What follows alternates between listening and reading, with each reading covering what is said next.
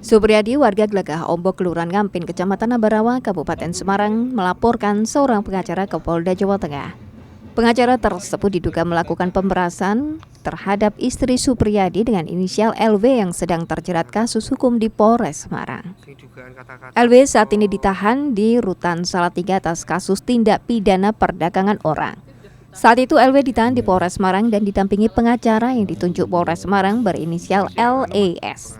Dan saat itu pengacara meminta uang Rp225 juta agar LW bebas dari kasus yang dialaminya. Namun karena Supriyadi tidak punya uang, ia hanya memberi Rp11,8 juta dalam 2 kali transfer, yang pertama 10 juta dan yang kedua 1,8 juta rupiah. Tetangga gitu, ada yang kenal gitu menyarankan saya, bukan menyarankan, memberi ide lah gitu Pak. Coba kamu kalau mau tak bantu, tak kasih, maksud tak kenalkan orang ini gimana, bilang gitu Pak. Jadi waktu itu kan saya juga lagi bingung juga masalah waktu itu Pak. Saya juga ya nanti coba, saya bilang gitu. Akhirnya dikenalkan itu, terus kita kencannya waktu itu di Semarang itu, di ya Semarang. Bu. Itu juga sama Ibu Anissa waktu itu. Ya gitu aja Pak perjalanannya. Habis itu terus kita istilahnya suka bermitra aja, tapi tidak ada hitam di atas putih. Iya, ya, hitam di atas putih dengan itu pihak media tersebut. Media itu Mas ya, berkeinginan membantu pendampingan jenengan atau seperti apa? Atau pengacara atau seperti apa? Itu yang dari awal mula saya itu kurang, kalau pengacara itu kurang paham Pak. Jadi tahunya kita itu dia hanya membantu, kan dia itu PPA Pak. Jadi mengakunya aktivis perempuan. Jadi yang saya tahu seperti itu. Nah, terus menurut jenengan itu berarti pengacara pertama itu dari pihak polisi? Dari pihak polisi. Jadi langsung begitu sore itu ditangkap, malamnya istri saya bilang suruh menjemput saya. Kan saya posisi itu lagi di rumah Pak, jadi dia berangkatnya sendiri. Habis itu sampai sana sudah ditangkap dan kita pun minta untuk penangguhangan sudah tidak bisa Pak. Pak, kalau kasus yang menjelat itu gimana tuh Pak itu Pak? Kronologinya itu seperti apa? Ibu sampai akhirnya ditangkap. Kena kasus hukum itu bagaimana itu? Kasusnya apa?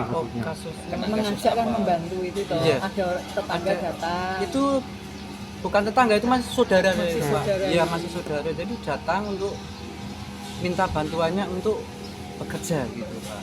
Jadi karena kan istri saya itu ada anak yang di Malaysia Bu. Jadinya kan sering kesana kesini gitu loh Bu. Jadi karena dia sering-sering minta karena dia butuh, tidak punya pekerjaan, kita namanya saudara kan kita bantu gitu Pak. Awal mulanya seperti itu. Berarti untuk dicarikan kerjaan di Malaysia sebagai apa saat itu? Saat itu sebagai ART Pak, asisten. Bapak Nyon Sewu, saat dari pengacara minta uang itu Bapak juga dengar? Iya, waktu itu malamnya Pak. Jadi begitu saya sampai ke sana dengan anak-anak itu, mereka minta kalau mau, pertamanya gini Pak, dia sudah tidak bisa, kalau untuk keluar kan tidak bisa gitu Pak, karena memang yang bersangkutan yang melaporkan itu tidak mau mencabut tuntutannya kan begitu Pak. Berselang 4 hari itu sudah berubah lagi. Jadi kalau mau ingin bebas harus menyediakan uang sebanyak 225 juta gitu Pak. Terus lain hari lagi, setelah beberapa hari lagi dia minta turun lagi. Kita menganyang jadi sekitar 170. Tapi kan kita tidak punya uang. Yang minta siapa Mas? Kenjenengan? Pengacaranya itu. Alasannya buat apa?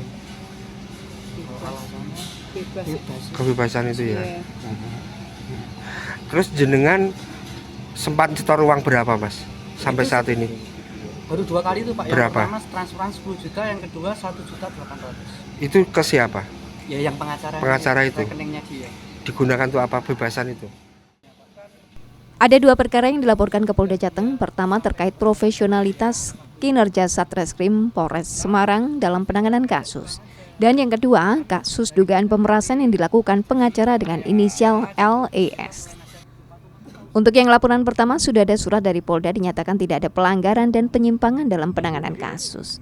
Sementara itu untuk kasus laporan yang kedua belum ada tanggapan sampai saat ini. Waktu pemeriksaan si oknum pengacara tersebut memang meminta sejumlah uang dengan janji sebuah kebebasan. Waktu itu juga ada saksinya yaitu Pak RT yang saat itu ikut mendampingi saat pemeriksaan. Jadi penetapan tersangka dari saksi menjadi tersangka itu maraton dalam 1 hari tersebut. Dan itu terkait prosedur untuk penetapan itu sudah kita laporkan juga per tanggal 31 Desember seperti satu rangkaian dengan ini Pak Supriyadi suami Bu Lydia. Satu rangkaian waktu di Polda.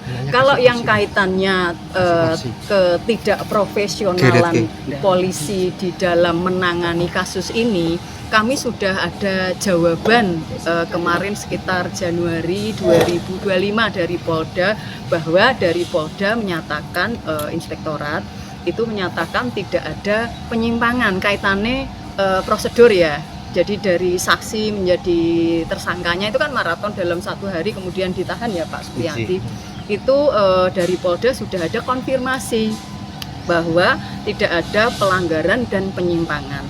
Namun pengaduan kami terkait laporan tentang adanya patut diduga 368 sampai sekarang karena laporan belum saya cabut ya Pak, kami cabut.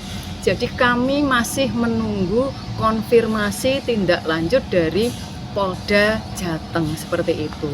Terkait aliran dana yang di-chat ya Pak ya. Jadi si oknum tersebut, oknum pengacara melakukan chat itu dengan anaknya Bu Lydia yang ada di Malaysia.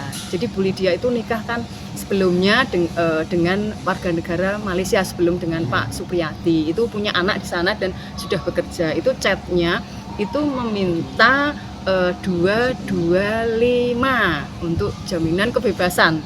Ternyata dalam perjalanannya ya Pak, karena memang tidak adanya uang segitu, jadi transfernya itu hanya 10.800.000 ya ke 10 juta sama 1 juta. Berarti 11.800, 12 juta kurang 200.000.